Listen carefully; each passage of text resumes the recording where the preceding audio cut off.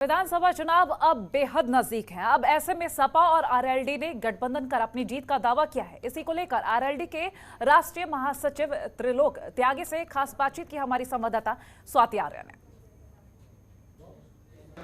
2022 चुनाव करीब है और ऐसे में तमाम पार्टियां पुरजोर कोशिश कर रही हैं जीत हासिल करने की।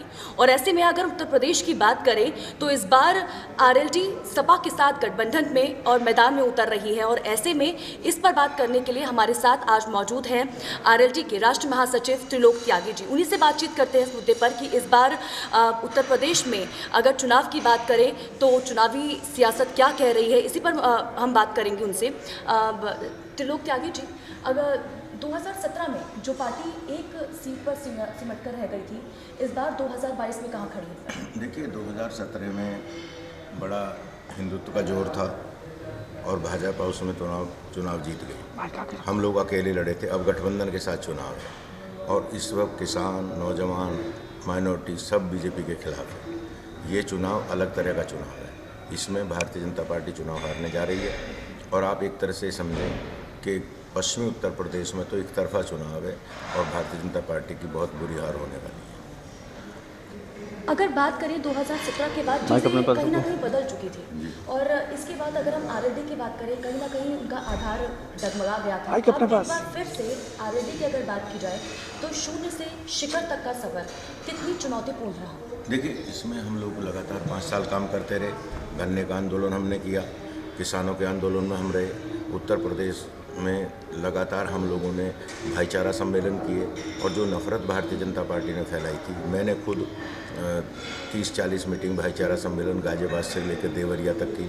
तो हम लोग इस काम पर लगे रहे। जयंत चौधरी और मैं लगातार हम लोग भाईचारा सम्मेलन और प्रोग्राम करते रहे। और आज आप देख रहे होंगे कि किसानों का आंदोलन चला, 750 किसान मारे गए। कभी इन्होंने किसानों को कहा कि ये आतंकवादी हैं, कभी खालिस्तानी, कभी तालिबानी। तो भारतीय जनता पार्टी का जो चेहरा है वो नफ़रत का चेहरा है।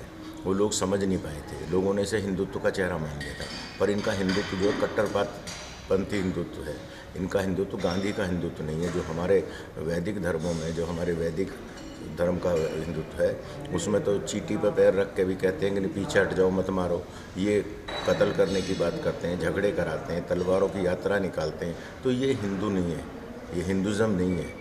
ये ऐसा है, ये घोर और ये हिंदू को बर्बाद करने का काम कर रहे हैं। अगर हिंदू में नफ़रत, घृणा फैल जाएगी और उसमें उग्रवाद आ जाएगा तो जो उसकी सहिष्णुता है वो ख़त्म हो जाएगी। इसलिए हम लोग भाईचारे की बात कर रहे हैं। हमारा नारा भाईचारा जिंदाबाद है। और पश्चिमी उत्तर प्रदेश का किसान, नौजवान सब इस वक्त जयंत चौधरी के साथ है और अखिलेश यादव के मिलने से और ताकत मिली है और ये चुनाव हम जीत रहे। किसानों की आपने बात की, आप हमेशा ये कहते आए हैं कि आरएलडी किसानों की पार्टी है, चाहे वो एमएसपी का मुद्दा हो, चाहे वो गन्ना किसानों का मुद्दा हो, आपने हमेशा उनसे उठाया। इस बार चुनाव में आरएलडी को किसानों के मुद्दे पर कितना समर्थन मिलता हुआ? देखिए, आपने अभी एमएसपी की बात की। अभी गेहूँ का मूल्य 1970 रुपये। तो हम ये नहीं कहते कि इसको आप 2000 में खरीदो। हमारा कहना है कि एक भी दाना 1970 रुपये से कम न है। जो सरकार रेट तय करे, चाहे आप खरीदें, मैं खरीदूं, बाज़ार में बिके, चाहे आड़ती खरीदे, चाहे सरकार खरीदे, हम कहते हैं उससे कम पे ना बिके। हम उससे ज़्यादा की मांग नहीं कर रहे। तो ये मोदी जी ने जो मैक्सिमम सपोर्ट प्राइस है, इसको मिनिमम सपोर्ट प्राइस बना दिया। इससे ऊपर हम बिकने ही नहीं देंगे। और इनके जो दोस्त लोग हैं, जो व्यापारी हैं, वो गेहूं को 1800-1700 खरीदते हैं, फिर बाज़ार में 2500 रुपये बेचते हैं। ये मुनाफाखोरी कर रहे हैं। तो हाई कोर्ट ने 3 दफ़े कहा कि उत्तर प्रदेश सरकार तय करे किसान का ब्याज क्यों नहीं मिल रहा, पर आज तक इस सरकार ने कुछ नहीं किया। ये पैसा इनको चुनाव के चंदे में मिलेगा, जो पैसा इन्होंने 5 साल तक किसानों का ब्याज का खाया। ये मेरा आरोप है। इसलिए ये सारा बेनिफिट हमें होने वाला है और ये बेनिफिट इसलिए होगा कि किसानों की लड़ाई हम ही लोग लड़ते हैं। अब अमित शाह की तरफ से बयान दिया गया था कि इससे पहले कि जो अखिलेश है वो चुनाव से पहले चुनाव तक है जयंत के साथ और उसके बाद आजम के साथ हो जाएंगे। तो अमित शाह के इस बयान के बाद कहीं किसान समाज में कोई कन्फ्यूजन तो नहीं हो रहा है? अमित शाह ऐसी बातें बोलते हैं। उन्होंने कैराना में जाकर कहा कि यहाँ से लोग भाग गए, मुसलमानों ने यहाँ के एमएलए ने भगा दी, हम बसाएंगे। देखिए, कैराना में कोई पलायन नहीं हुआ। पलायन अमित शाह जी 2022 में 10 मार्च को योगी जी का गोरखपुर हो जाएगा लखनऊ से। और पलायन बीजेपी का लखनऊ से बाहर हो जाएगा, लखनऊ से भाजपा बाहर हो जाएगी। अगर 2017 की बात की जाए तो अखिलेश ने 2017 के बाद कांग्रेस से किनारा कर लिया, 2019 के बाद बीएसपी से भी किनारे हो गए, अब 2022 के बाद आरएलडी के साथ तो ऐसा नहीं होगा। देखिए, आरएलडी के साथ होने ना होने कोई सवाल नहीं है, हम चुनाव मिलकर लड़ रहे हैं, हमारी पार्टी अलग अलग है, तो हाँ वो भी स्वतंत्र है, हम भी स्वतंत्र, पर हम लोग मिलकर रहेंगे, मिलकर सरकार चलाएंगे। अमित शाह भी पहुंचे, उन्होंने कहा कि जो पिता और चाचा का नहीं हुआ वो जयंत जी का क्या होगा।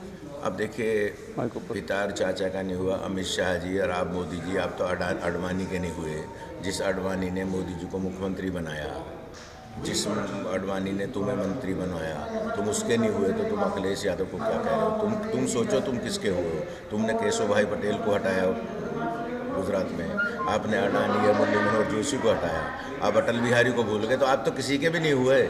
अखिलेश ने तो अपने चाचा को ले लिया अपने साथ वापस, अब तो चाचा भतीजे साथ हैं ना, तो कैसे नहीं हुआ? साथ हो गए, फिर वापस घर में थोड़ा बहुत झगड़ा होता, फिर एक हो गए, कोई फर्क नहीं पड़ता इससे। 2022 चुनाव बेहद ही कम समय रह चुका है। अगर आरएलडी की बात करें तो उसकी सीधी सी टक्कर किससे है, बीजेपी, कांग्रेस या बीएसपी? सीधी टक्कर हमारी बीजेपी से। कांग्रेस और बसपा तो लड़ाई नहीं है, ये लड़ाई गठबंधन और बीजेपी की लड़ाई है, इसमें कहीं भ्रम की जरूरत नहीं, जनता तय कर चुकी है, या तो भाजपा के साथ या गठबंधन के साथ।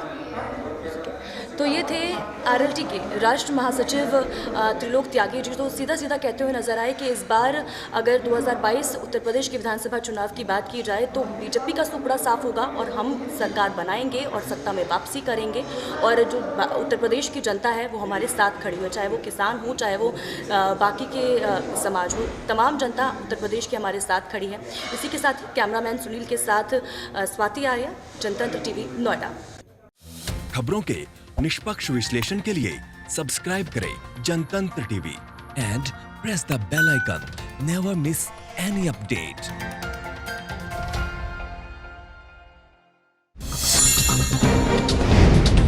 डाउनलोड कीजिए जनतंत्र टीवी ऐप को, जो कि अवेलेबल है गूगल प्ले और ऐप स्टोर पर। अधिक जानकारी के लिए अभी डाउनलोड करें।